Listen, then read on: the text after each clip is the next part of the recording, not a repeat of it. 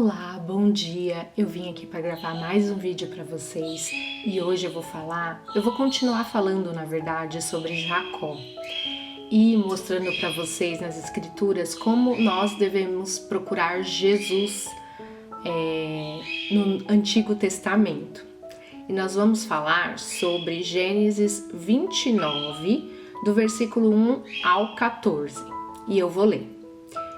Então Jacó seguiu viagem e chegou à Mesopotâmia. Certo dia, olhando ao redor, viu um poço no campo e 3 rebanhos de ovelhas deitadas por perto, pois os rebanhos bebiam daquele poço, que era tapado por uma grande pedra. Por isso, quando todos os rebanhos se reuniam ali, os pastores rolavam a pedra da boca do poço e davam água às ovelhas. Depois recolocavam a pedra em seu lugar sobre o poço. Jacó perguntou aos pastores: "Meus amigos, de onde vocês são?" "Somos de Harã", responderam. "Vocês conhecem Labão, neto de Naor?" perguntou Jacó. Eles responderam: "Sim, nós o conhecemos." Então Jacó perguntou: "Ele vai bem?" "Sim, vai bem", disseram eles. "E ali vem sua filha Raquel com as ovelhas." Disse ele: "Olhem, o sol ainda vai alto e não é hora de recolher os rebanhos. Deem de beber as ovelhas e levem-nas de volta ao pasto." Mas eles responderam: "Não podemos. Enquanto os rebanhos não se agruparem e a pedra não for removida da boca do poço, só então daremos de beber às ovelhas." Ele ainda estava conversando quando Raquel chegou com as ovelhas de seu pai, pois ela era pastora. Quando Jacó viu Raquel, filha de Labão, irmão de sua mãe, e as ovelhas de Labão, aproximou-se, removeu a pedra da boca do poço e deu de beber às ovelhas de seu tio Labão. Depois, Jacó beijou Raquel e começou a chorar bem alto. Então contou a Raquel que era parente do pai dela e filho de Rebeca, e ela foi correndo contar a seu pai. Logo que Labão ouviu as notícias acerca de Jacó, seu sobrinho, correu ao seu encontro, beijou, abraçou, depois levou-o para casa, e Jacó contou-lhe tudo o que havia ocorrido. Então Labão lhe disse: "Você é sangue do meu sangue." Então vamos lá? Primeira coisa que acontece aqui é que Jacó, ele olha e vê um poço, e nesse poço ele vê 3 rebanhos de ovelha. O número 3, gente, é um número muito importante na Bíblia, porque o número 3 representa a Trindade, que é o Pai, o Filho e o Espírito Santo, e ele representa também a ressurreição de Jesus no 3º dia, né? E nós vemos também que ovelha se trata do povo de Deus. E as ovelhas, elas estavam fazendo o quê? Vocês lembram? Elas estavam deitadas. Então, as ovelhas estavam descansando, aguardando o quê? Aguardando ser retirada a pedra do poço para que elas pudessem beber água. O que isso representa? Isso representa que as ovelhas estavam aguardando a providência divina. Porque quem é nosso pastor? Nosso pastor é Jesus. Então, quando nós vemos que as ovelhas estavam deitadas, elas estavam descansando, aguardando a vinda do Messias. E aí, quando você olha, você vê o seguinte: no versículo 7 do capítulo 29, diz assim: "Olhem, o sol ainda vai alto e não é hora de recolher os rebanhos. Deem de beber as ovelhas e levem-nas de volta ao pasto." Em outra versão, diz o seguinte: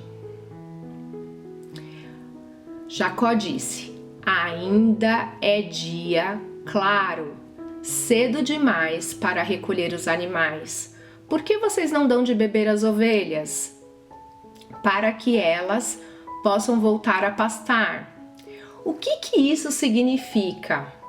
Isso significa que esse dia claro, ou o sol alto, ou o dia ainda é cedo demais, significa o tempo de salvação ou o ano da graça, que está descrito em Isaías 61:2.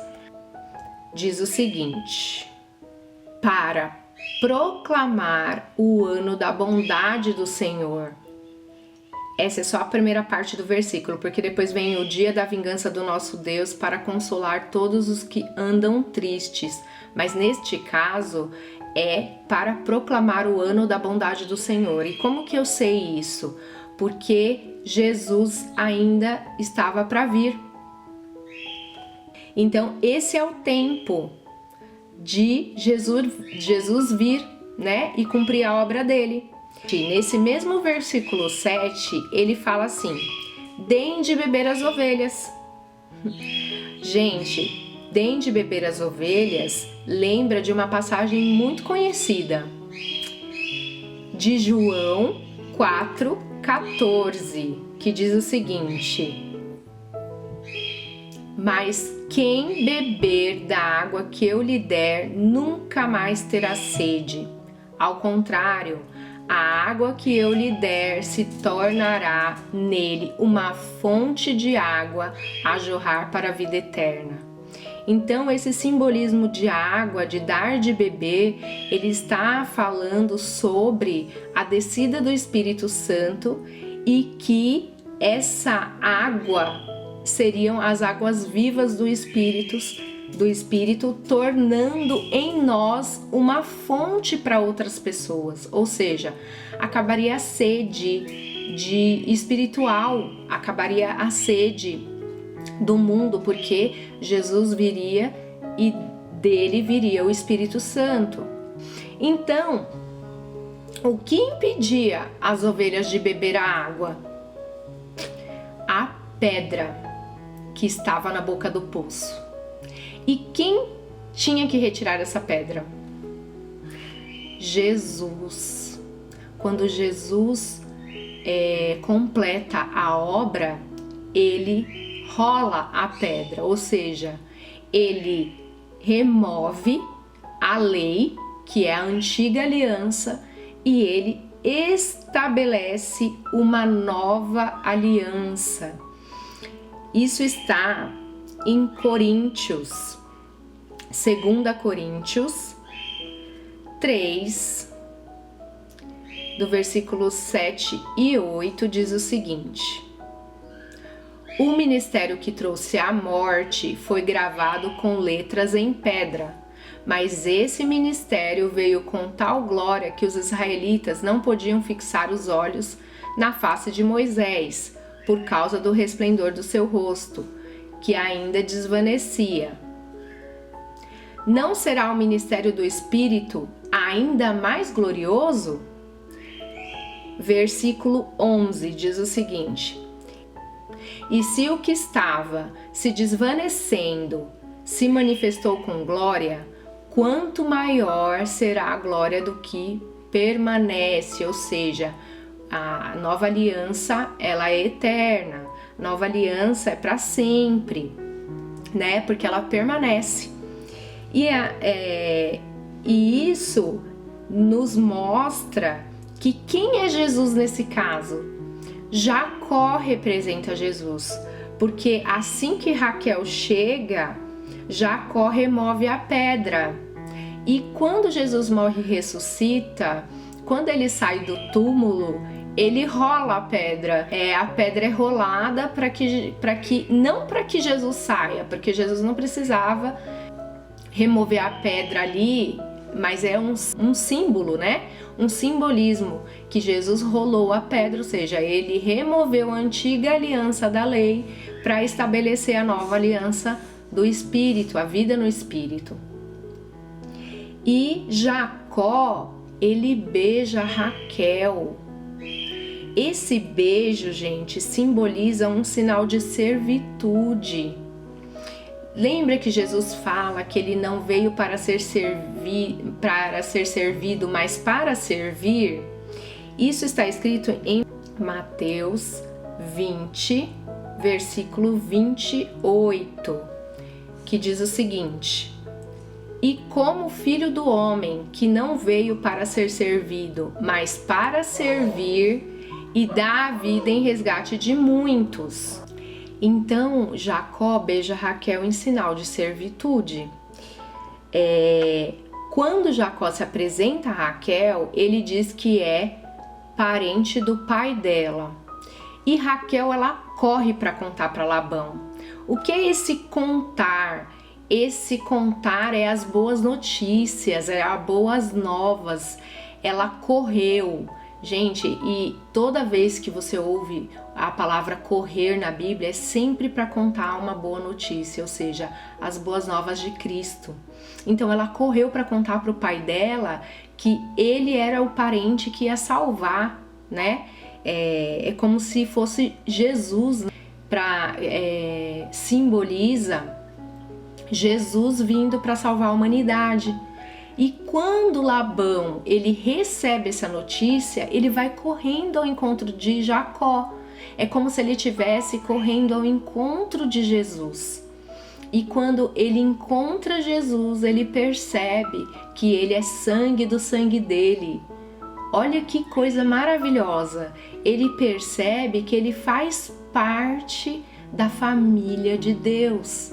Ou seja, nós somos parte da família de Deus através de Cristo. Quando nós vemos as Escrituras desta forma, nós percebemos que todas as Escrituras falam sobre Jesus. Nós precisamos voltar a falar de Cristo, né? Tanto no Antigo Testamento quanto no Novo Testamento, e olhar o Evangelho com outros olhos, procurar Jesus em cada parte dele.